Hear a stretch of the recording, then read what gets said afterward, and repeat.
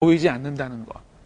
이것이 지금 많은 사람들이 재테크를 통해서 내 돈이 좀 나아질 수 있는 가능성을 찾아보고 싶어하는 이유입니다. 지금까지 제가 말씀드린 거를 한번 정리해 보도록 하겠습니다. 고령화 저금리 때문에 필요한 돈은 늘어나고 그 다음에 모자르는 돈은 늘어나는 이런 구조가 됐습니다. 또 하나 제가 나중에 다시 한번 말씀을 드리겠지만 여기서 한 가지 짚고 넘어갈 게 있습니다. 여러분들 지금 최근에 금리가 6% 정도 된다고 은행금리 수준을 알고 계실 겁니다. 그런데 이 6%에서 세금이라고 하는 것이 있습니다. 약 6분의 1 정도가 금리에서 떼어가는 세금인데 1%를 뺍니다. 그러면 또 하나 중요한 문제가 물가라고 하는 것이 있습니다. 물가가 대체적으로 정부에서 한 3.5% 정도를 기준으로 모든 정책을 펴고 있는데 여러분들이 받게 되는 6%에서 금리 6%에서 세금과 물가를 빼고 나면 실제로 손에 잡는 것은 어느 정도인지 1.5% 정도만 여러분들이 손에 잡게 되는 금리입니다. 이 말은 아무리 애를 써도 실제로 시간이 지난 다음에 내 돈이 늘어나지 않는다는 거죠. 제가 여기 보여드리는 것처럼 물가 상승률이라고 하는 변수를 또 한번 고민하신다면 명목금리 6%, 세금 1%, 물가 3.5%, 실제로 여러분들이 손에 잡는 금리는 1.5%밖에 안 된다는 사실. 이것도 아마 여러분들을 굉장히 많은 충격으로 몰아넣는 또 하나의 단면일 거라고 생각을 하고요. 자, 이제 제가 지금까지 말씀드린 모든 것들을 다 조합해서 정리를 한번 하고 넘어가도록 하겠습니다. 자, 과거에는 어땠느냐? 과거에는 필요한 돈이 저 정도였습니다. 왜? 60세부터 70세까지 살던 시대에는 1억 2천만 원만 필요하다고 제가 말씀을 드렸죠? 자, 그런데 그 돈은 이제 현재와 미래, 이제는 이렇게 많은 돈으로 필요한 돈이 늘어난다는 겁니다. 7억 2천, 6배가 늘어나죠? 이거는 왜 그렇다고 말씀드렸냐면 바로 고령화 때문에 그렇다고 말씀을 드렸습니다. 자, 고령화 때문에 필요한 돈이 이렇게 6배로 늘어났는데 괜찮습니다. 좀 여유가 있으신 분들은 이 정도의 돈은 충분히 있을 텐데. 그런데 문제는 예전에는 누구나 다 준비되는 돈이 컸었습니다. 금리가 높았기 때문에 아무렇게나 돈을 넣어서도 실제로는 예금, 주식, 부동산 아무데나 갖다 넣어놨어도 연금리가 20%대일 때는 돈이 많이 늘어났죠.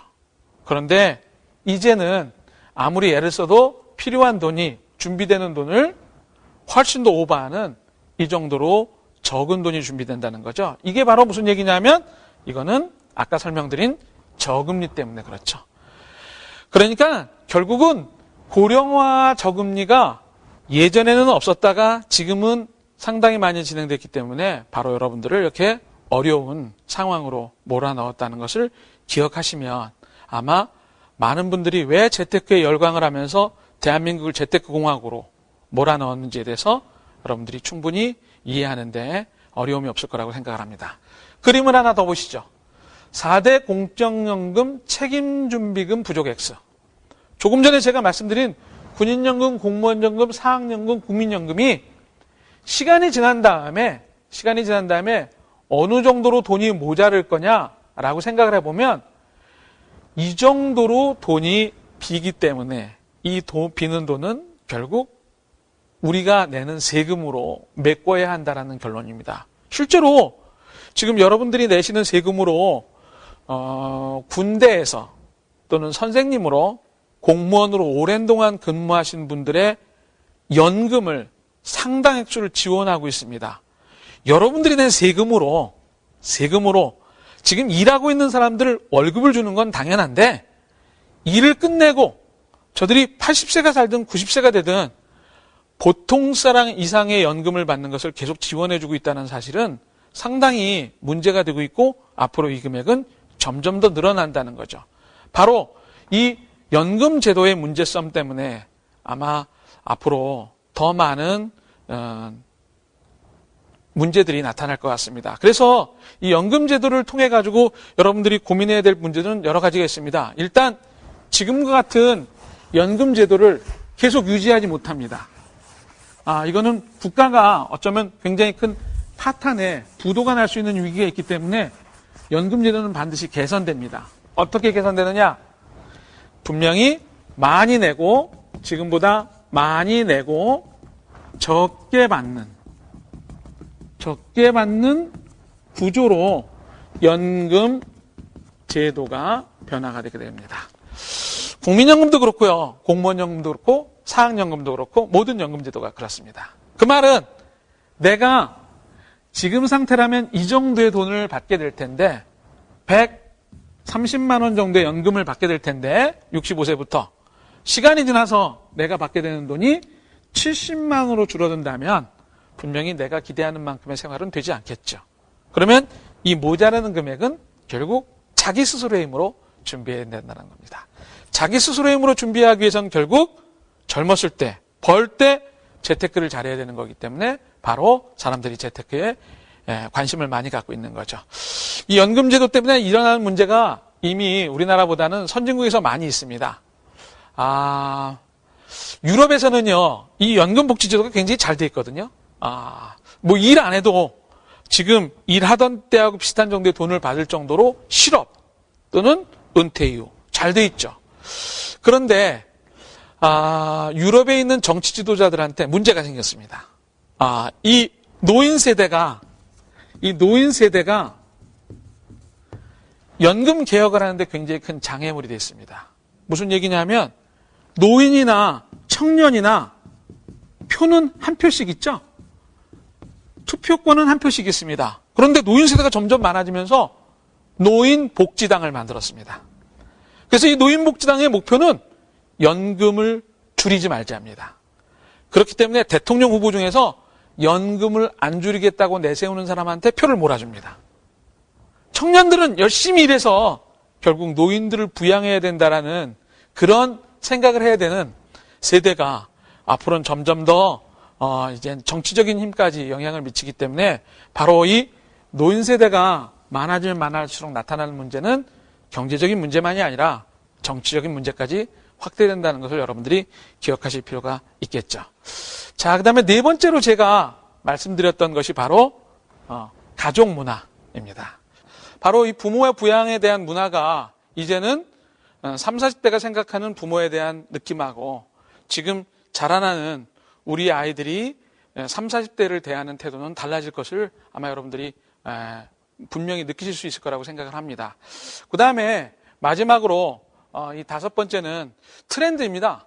재테크에 많은 사람들이 관심을 갖고 막 재테크 열풍처럼 이렇게 몰려다니는 이유는 트렌드로 저는 제시를 합니다. 하나는 남들이 하니까 괜히 안 하면 이상하게 느껴집니다. 제가 앞으로 강의를 하는 중에 그런 얘기가 많이 나올 텐데 혹시 여러분들 얼마 전에 이제 설 명절을 지내셨는데 그 부자의 기준이 뭔지 혹시 얘기를 나눠보신 적 있나요? 가족들이 모였을 때 부자의 기준은 동서입니다. 동서. 동서가 뭐야? 라고 반문을 하실지 모르겠는데 오면서 집으로 돌아오면서 우리가 손 아래 동서보다 잘 살고 있으면 부자고요. 우리가 손 윗동서보다 못 살고 있으면 가난한 겁니다. 이렇게 주변에 상대적으로 거의 다 재테크에 대한 관심을 갖고 있으니까 나도 덩달아서 따라서 그렇게 이제 재테크에 대한 관심을 갖게 되는 분들도 상당히 있죠. 마지막으로는 재밌어서입니다. 재테크는 재밌습니다.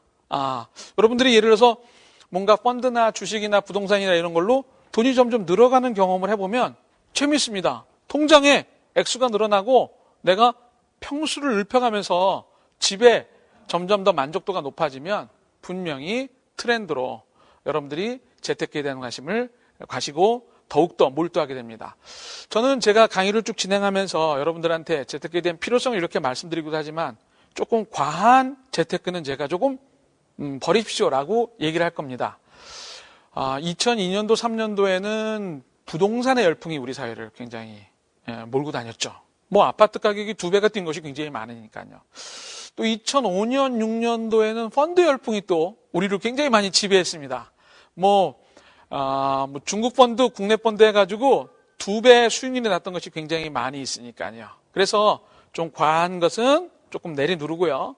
너무 없으신 분들은 조금 올리는 걸로 그렇게 이야기를 많이 끌어갈 텐데, 여하튼 조금 전에 말씀드린 5가지의 고령화, 저금리, 그 다음에 우리 사회에서 일어나는 연금제도, 그 다음에 가족 문화의 변화, 그 다음에 조금 전에 말씀드린 이런 것들 때문에 관심을 가지시는 기회로 이 방송을 여러분들이 받아들였으면 좋겠습니다. 자, 이런 재테크 열풍 때문에 재테크, 다시 말씀드리면 아까 이 정도의 남는 돈이 있었던 시대가 이 정도의 모자르는 돈이 생기는 시대로 변화한 것에 따라서 세대가 변했죠. 이게 과거고 이게 이제 현재와 미래에 나타나는 문제라면 과연 저렇게 돈이 모자르는 사회에서 어떤 문제들이 나타나는지에 대해서 제가 잠깐 설명을 드리고 오늘 얘기를 조금 마쳤으면 합니다. 심리적, 경제적, 사회적 이런 문제들이 나타납니다. 그래서 결국 행복에 영향을 미치죠. 모두가 다 행복하기를 원합니다. 저도 그렇고요.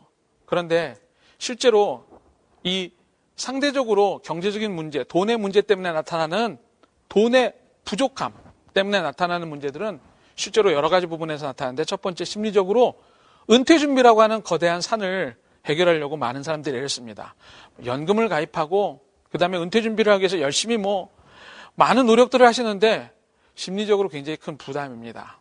두 번째는 이 돈이 모자르는 사회로 인해서, 환경으로 인해서 건강이나 또는 스트레스로 통해서 굉장히 많은 분들이 심리적으로 위축이 되는 것들을 우리 주변에서 많이 볼 수 있을 겁니다. 두 번째는 경제적입니다. 30대 계신 분들은 괜찮습니다.